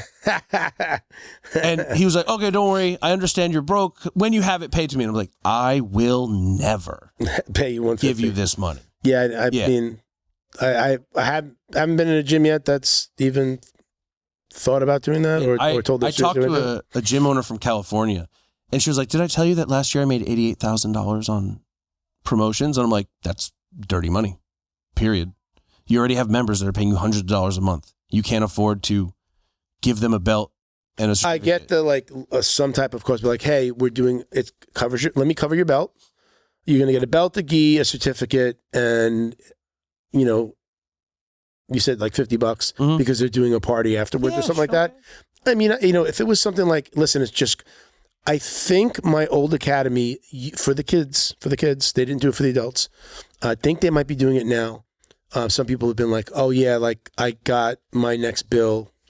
Like when I saw the charge, it had a fee on top of it for the this, that, the other thing for the promotion. I think I'm not 100% sure, but I just wouldn't. I don't think it's good business. I also don't think it's good business. Just like I don't like contracts. Did you say contracts? We both have contracts on our list. Yeah. That was the next one I'll say is I don't believe in the contracts. I know again, Maya.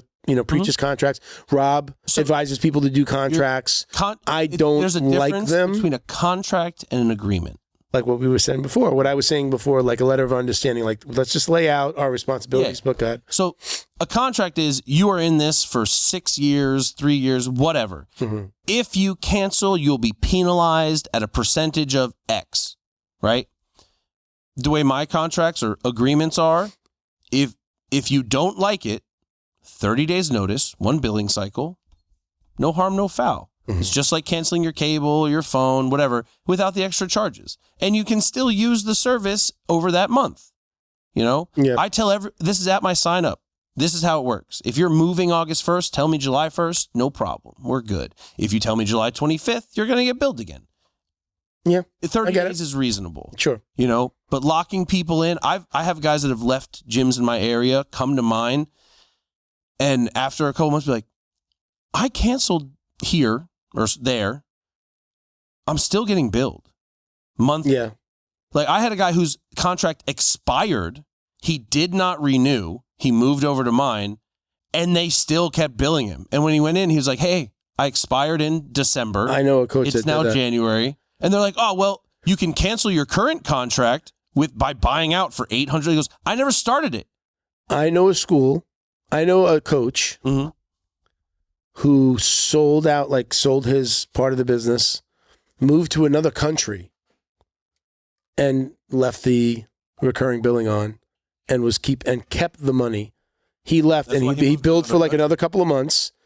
The new owners were like, we were billing, we had to refund, fight him for the money, and I think they got some of it back. But he was in another country, and that's dirty. Super dirty. Dirty. He failed, left the country, did some stuff, came back, started anew. Anyway, okay. So let's go to. Now that we're doing Academy Safe, this is a red flag for me is that they don't do background checks. Yeah, same. That's a big one, right? The amount I've learned from dealing with like you and Academy Safe. Yeah. Yeah. And again, we go down those 8 items. It's like, these are all things that are good for my business. There's nothing here that's just like, what do you mean I got to have an AED? Like, and like we're talking about AEDs with Matt Walsh at 10th Planet, Pompano. And they're doing it. It wasn't because he was becoming a member, but maybe they, from our conversations, like, I probably should have an AED. They're going to do the training with Shane the next weekend, and a guy has a heart attack the week before the training. They got an AED. It got I believe they had it and it was delivered. They don't know if they needed to use it that day, but the week before they're doing the CPR certifications, that Shane's going to come in and do the certifications at the academy, a guy has a freaking heart attack. So somebody tells me that they don't need it, I think it's just absolutely ridiculous. But go ahead with your next one. Let's see. We covered that one. Gyms that don't compete or roll. Okay. If you're doing real jiu-jitsu, you have to roll. Compete in tournaments or compete just with if your gym is like, we don't go to tournaments, our jiu-jitsu is too deadly. Yeah, those guys. Yeah, that's ridiculous. Hey, because there are people that have turned jiu-jitsu into death touch kung fu. Yeah. We can't go live. Someone's gonna get hurt. Mm. That's all bullshit. Yeah. So as far as competing, I competed. I think it's valuable for everybody. I don't compete now. I stopped competing after my heart attack. Competed once, then stopped. And I haven't done it again. I actually answered a question. I think it's in a YouTube comment on one of the shows. Might have even been just a clip of me talking about the heart attack. And the guy's like, I have had a heart attack and I'm scared to compete. And I'm like, look, you're going to be fine. You just have to get your confidence back. I have my confidence back now, as far as my confidence in my cardio and I'm not going to die on the mat. But when you come back and you start your heart, you literally feel your whole body beating. You think you're about to have another heart attack and you can't go into a competition like that. Like, oh shit, I might die from, trying to get an armbar on somebody. Yeah. And it was just like out of breath really quickly, but I've gotten that back. So it doesn't bother me. I just don't compete now because I just feel old and I feel like I really don't have the time to prepare properly. I don't compete because I don't want to kill a teenager in a parking lot. That was funny what you said the other day. But I mean, I would love to compete again, and I picture myself competing again. I just have to do it when I know that I can not embarrass myself, be legitimately prepared. Yeah. You can only wear or buy the gym's gear. That's whack. Now, I understand, like, I do a quote-unquote dress code. Wear some team kit. Yeah. Wear some team kit. You like when I play. But you're not throwing anybody out or telling them, no, you can't wear that. Go to the front. You have to buy it. I tell people, I'm like, hey, I know you got shirts. I've given them to you. Yeah. Wear them when you come in. Yeah. Oh, they're dirty. Bro, you're 25. Do laundry. Yeah. I've had those conversations, but. Mandatory, you line up. A student only wears our white gi with this lettering on it, this, that. You can only wear our rash guard underneath. Even just the color. I think that's a bit too much. You can only wear white. blow me. Yeah. Like, no. That shit's nuts. I do get, again, we had some guys on from Gracie Baja. They were supposed to fly in. There was a storm. They didn't. We did it by Zoom. The Raised by Lions coffee guys, those, remember? So I do see the value. This is where I see the value. For kids, and even like troubled kids as they're getting older, having that uniform, everything being the same structures. There's some people that need structure, right down to, with Gracie Baja, there's also the curriculum. 10th Planet, there's a curriculum. It's like, this is written and you do it like this, and then you have to know this to do this. And when you come in here, start doing your warm-ups, you're doing this, this, and this. I think that is valuable for some people. For me as an adult or any adult, I wouldn't say you have to go into that. If, again, you're a troubled teen, if you're somebody with like concentration issues, you have problems with certain things, like that uniform, that structure. You line up, we start promptly at this time, we end at this time, we end the class the same way every time. It's good for some people. But it feels like, and the joke, I'm not saying this, I've never stepped into a Gracie Baja, ever. The joke and the diss on them is that it's all a money grab. Is it? I don't know. But they've got a great program, and I think, aren't they one of like the largest affiliates on the planet? They are one of the largest affiliates on the planet. I will say this, when my guys are matched up against Gracie Baja on the cross bracket, unless they're a brown or a black belt, I am not threatened at all. Yeah. I find that their lower belts don't compete well. Okay. But also, like, you can't guarantee quality when you're promoting off of class. Not everyone is going to be worth a stripe in 50 classes. Okay. And then how do you do it? Is it, are you monitoring how many classes they showed up at, and then just like personal development? There is a minimum. If you're training once a week, you're going to have a real hard time getting promoted because you're not going to retain anything. Twice a week is my bare minimum for the thought of being able to retain information and actually be able to execute it on a certain level. If you're a competitor, it's going to be way harder to get promoted because I have higher expectations of you. If you're a dad who trains just to hang out with his 14-year-old, very different. Yeah.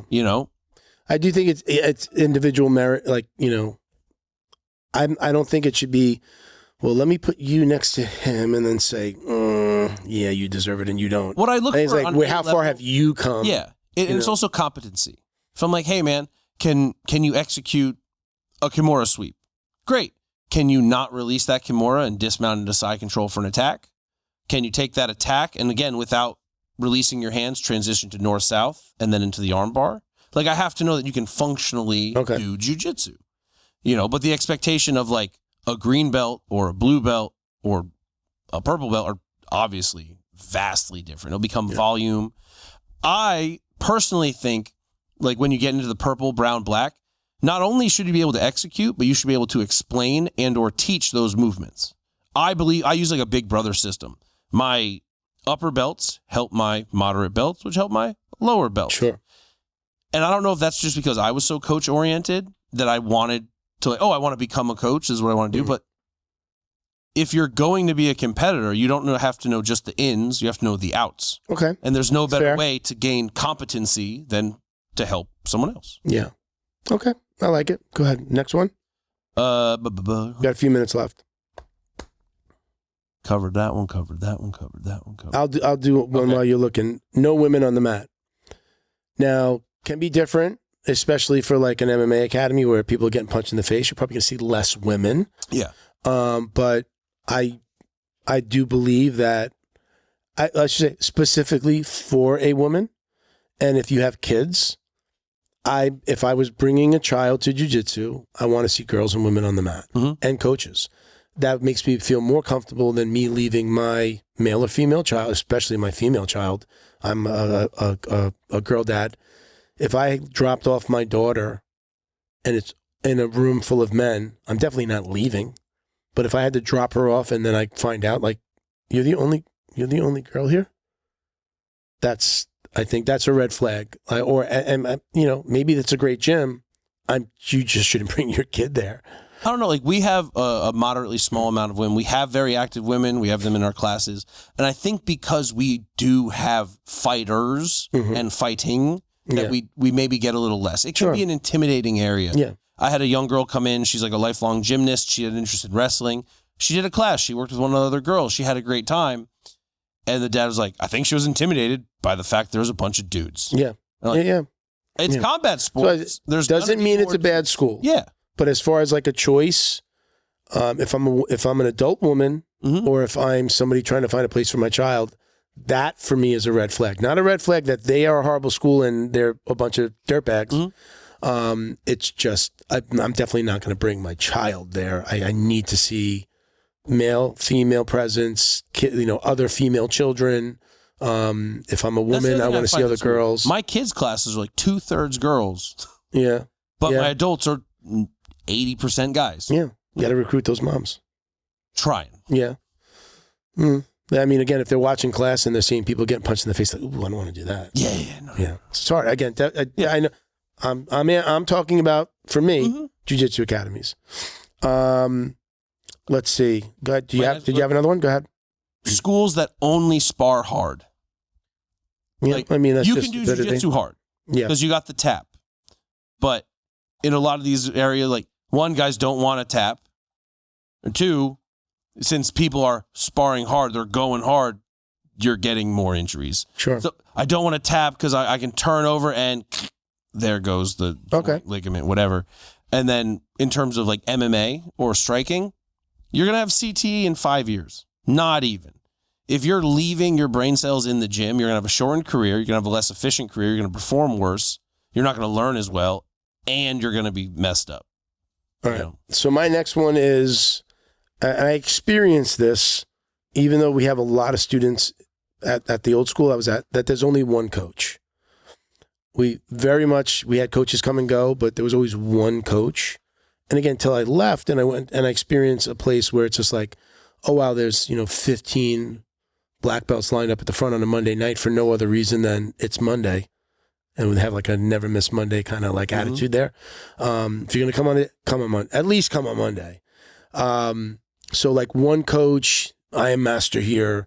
I was in a situation where like if you showed a move to somebody after class, he'd come over and be like, oh, no, like it's just like there was no sharing of information where like we knew we'd be like, just do it real quick. Show me, how did you do that thing? Like we'd have to whisper it or be like, hey, show me when he goes in the other room, show me something. You guys did moves that he didn't teach you. Was he like, we don't do that here? No, not to that extent, but it was a lot of like,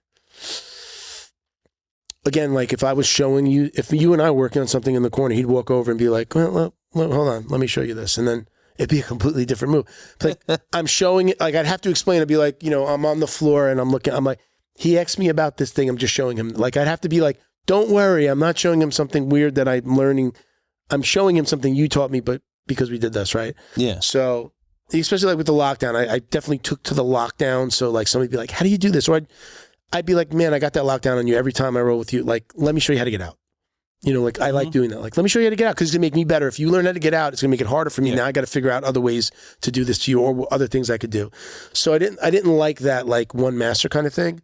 And again, most of the coaches that we had would like get fired or leave. So we never had like coaches around forever. And then to go to a school where it's just like the coaches at the front of the class are guys that have been there since they were white belts. So they've been there 10 plus years.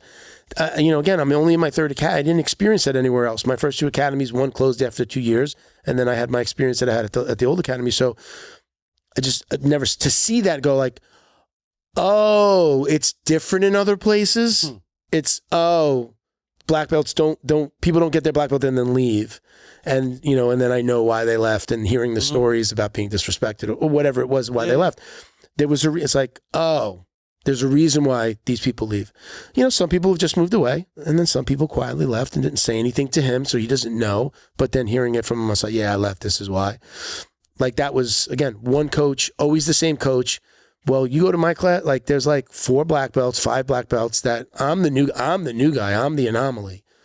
I line up, and all those guys have known each other for like a decade or more. I'm the newbie there. Yeah.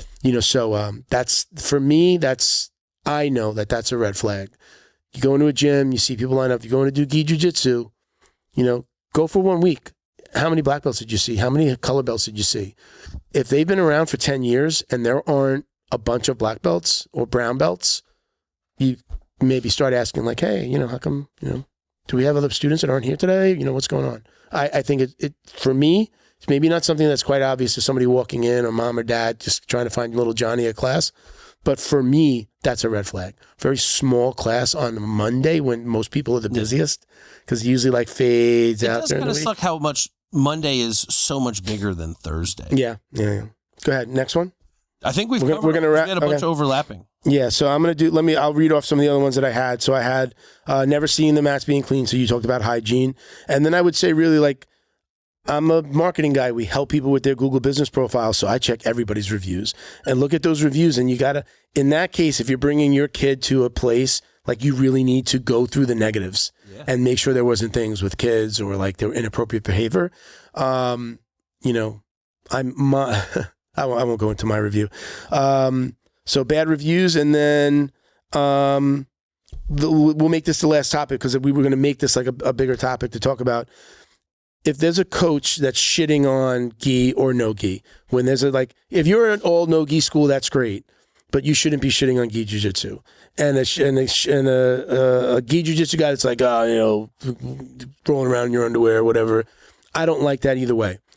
One of the things that we spoke about just by text before or yesterday was when somebody is shitting on gi jiu-jitsu because they're saying it's not realistic, because you're manipulating the clothing. And my argument is, isn't that the more realistic jiu-jitsu? If I'm doing no gi only and I can't grab your clothing at all, even if you have a t-shirt, I know how I can. If you were on top, I can bunch up your shirt and get a nice cross-collar choke, right? Or a baseball bat choke. Right?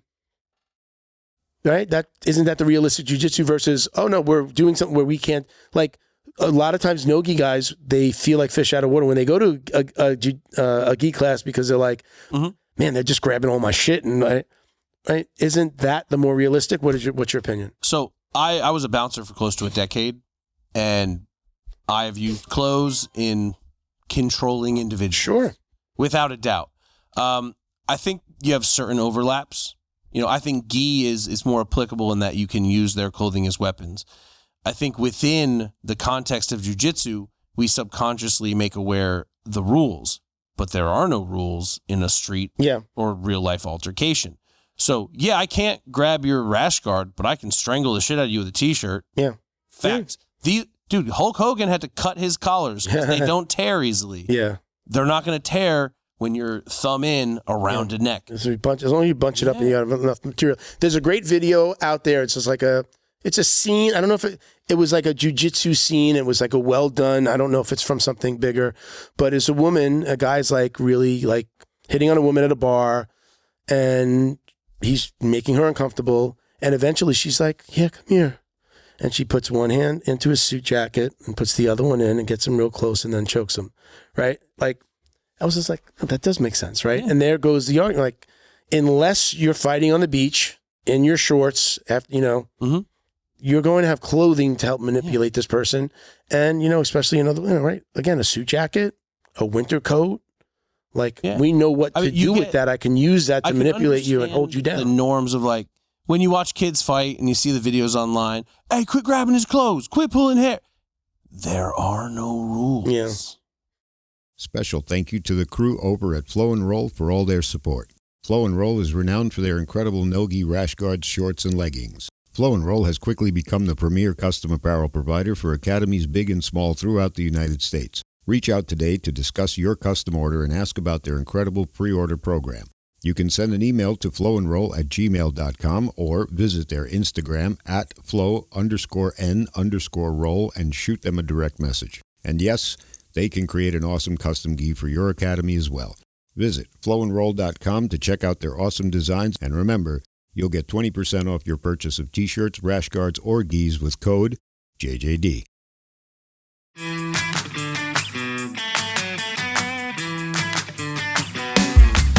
Is your business getting lost online? Black Belt Digital Marketing is a full-service digital marketing agency that helps you get found, get leads, and grow. We specialize in local and website SEO, so your business stands out when customers search. Our website SEO makes sure your site loads fast, ranks high, and stays ahead of AI-driven search, so customers find you first. More visibility, more clicks. More customers right when they're ready to buy. Grow your business online with Black Belt Digital Marketing. Visit bbdigitalmarketing.com or call 9542-204932 today. You know, my last one is, I'm sorry, we do have to cut it short because we've got to go. My last one was red flag if they're not accredited with Academy Safe. Facts. We'll leave it there. Let me just Leo Optics. Let's show them our glasses. Thank you to Leo Optics, our go-to brand for sunglasses and apparel, featuring these unique bamboo sunglasses. Go ahead and show them the stripe. You want to give them the stripe?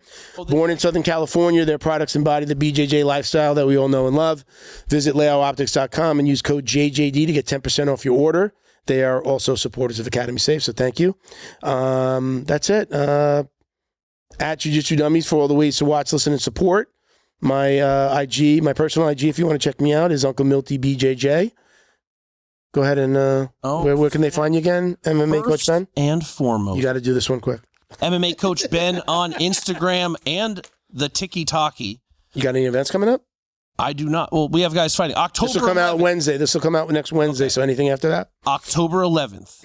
The boys from Palm Beach Gardens are heading into the Combatagon. Combat Night is having their first pro event in Broward County for the last 6 years on October 11th. Not any small club, but at the Gulfstream Park Casino. We are taking over Gulfstream the casino. It's Pembroke Pines, Howardale. Oh, okay. Wow. So it's a little ways south. But if you want to watch 4 of the ATT Palm Beach Gardens boys beat the dog shit out of some people, I'm sure you can. Get me a press pass. We'll make a couple No, I'll get some tickets. I would love to support. I'll get some tickets. You got to let me know early so I can get some good tickets. Yes, sir. I'll let you know. But tickets are selling fast. Tables already totally sold out. We are running out of VIP seats. If you do not want to get stuck in general admission, buy your tickets now. You can find the link at ATT PBG's Instagram. It is in the link in bio.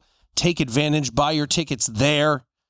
You can also hear me call the action as the voice of the combatant. Bro, you're a really good commentator. You're really good at everything you do, bro. I appreciate it. I'm happy to have you here, brother. Hell yeah. You make me look a lot better. I'm happy to be here. Are you talking? You make me look more handsome. No, I didn't mean that. You make the show better, bro. I'm very much am very appreciative of the day that you came on and then you were like, hey, man, if you ever need a co-host. Holler at your boy. You dropped it a couple of times, and then I'm like, I didn't say anything, and then the third thing I said to you. Yeah, and then I knew in the back of my mind, I'm usually like, okay, he planted that seed. We'll see if it comes, if he asks again, if it comes around, if he's really serious about it. Hell yeah. But we're gonna leave it there. Thank you for watching and listening, everybody. Peace, love, jiu-jitsu.